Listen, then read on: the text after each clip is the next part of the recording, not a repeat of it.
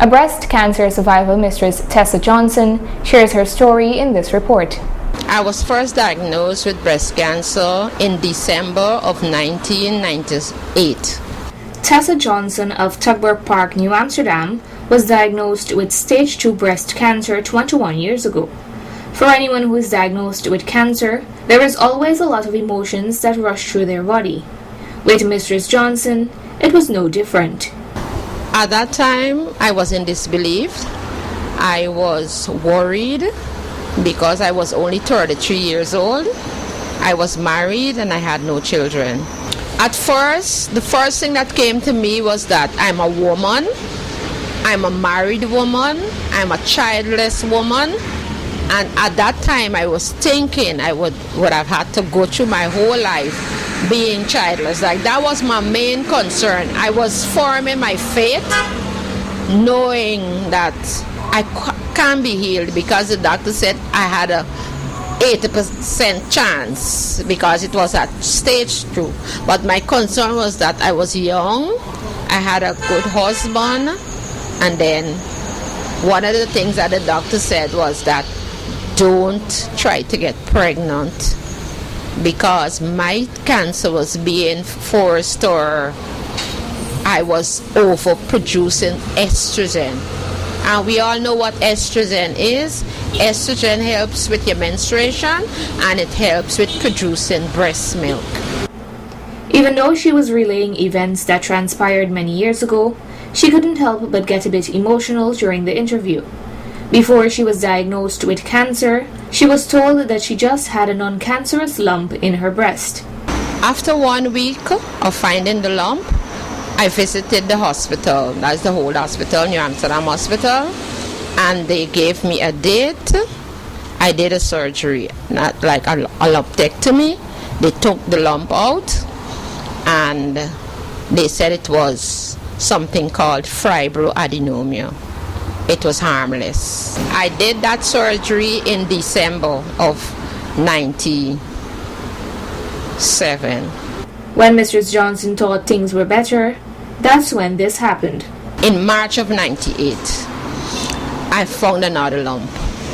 I didn't go back to New Amsterdam Hospital. I went to Woodlands Hospital, and they did a further surgery, and they sent it for testing.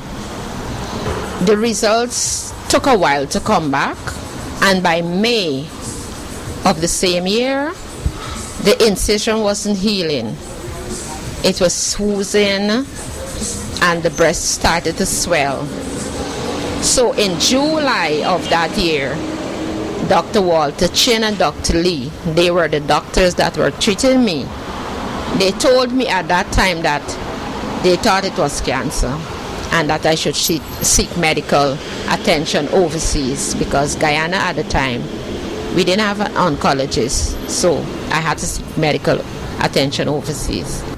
With 2 lumpectomies completed already, she then decided to take the advice from the 2 doctors, and she was finally diagnosed with breast cancer in 1998 when she commenced the treatment. I sought to go to America, but I wasn't successful, so I had a cousin in Trinidad, and I asked her to find out for me, and she found out a doctor by the name of Dr. William Danasar, and we made contact, we spoke, and he asked me to go immediately. So I went to Trinidad like a month after, say in July, August, and I went straight to the hospital, and he did a further surgery. He corrected the surgery that was done in Guyana, and then he immediately put me on chemotherapy. Going through surgery and chemotherapy is no easy task, and during that time, Mrs. Johnson even wanted to take her own life. Sometimes I didn't want to think about it. I didn't want to think about it, honestly. I just wanted to find out exactly what it was, and at that time, financially, it was a challenge. But I overcame it all. You know, you trust God, and everything was okay after then. The drug, chemotherapy, as well as tamoxifen that they put me on, changed my metabolism in my body. I was constantly emotional and depressed, so I had to be put on antidepressant. And being put on antidepressant caused me at one time to become suicidal. It was like, why would I want to live? Because at that time we weren't educated enough. It's like it's a death sentence, but now I know it different. She also revealed that a few of her family members from her paternal lineage were also diagnosed with cancer. My grandmother from my father's side, she died of cancer, but not breast cancer. My cousin, my great aunts, and they all died, but another cousin, she was diagnosed and she's okay now. She's in remission like me, but all from my father's side. 21 years ago, the health system in Guyana was not set up to treat cancer patients, and still, most major treatments are done abroad. Mistress Johnson explained that it was her family and friends that supported most of her treatment while she was in Trinidad. I have 9 other siblings, brothers and sisters. 8 resides overseas. So they all came together and they financed my entire medical, the finances and everything. And other families and friends, they came together and assisted because, cancer treatment is not easy. And I had help from, at that time, they had a cancer society that was now starting up in Georgetown. And they sent me to a home in Trinidad where I could have stayed for free, but I didn't opt to take that option. I stayed with a cousin.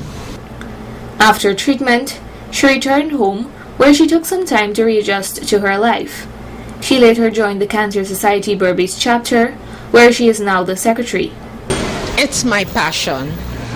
I love to share, and if I help one person by sharing my story, I have done what I'm here to do. That is the reason I joined. I go on talks like this, interviews.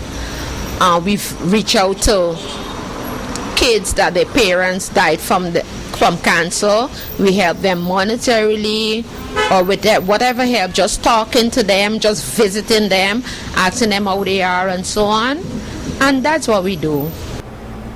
This is her advice to persons battling cancer and to families who support cancer patients. Have an alkaline body, because when you have cancer makes your body acidic, and there is where the cancer cells thrive. So you make your body alkaline, that is, you eat healthy, drink a lot of water, you exercise, you have healthy thoughts, you'll be good to people, and surround yourself with only positive things. Read a lot, share your story, don't stay alone, because when you're alone, it comes back to you. So, you share your story, be with people that are positive, and for the family, love them. Don't shun them as if they have leprosy, because there's a taboo. Cancer is still a taboo subject, and people don't like to talk about it. So I tell families, treat a cancer patient just as how you would treat a normal person in your family. It's just that you eat different and so on. Today, Mistress Tessa Johnson is a 54-year-old breast cancer survivor who has 2 sons. She is living proof that anyone diagnosed with breast cancer can win the fight. While there is no cure for cancer, early detection can result in early treatment, and this saves lives. Please be reminded to carry out regular self-breast examinations at home, and if any lumps are discovered, seek medical attention as early as possible. Narima Ali, Channel 8 News.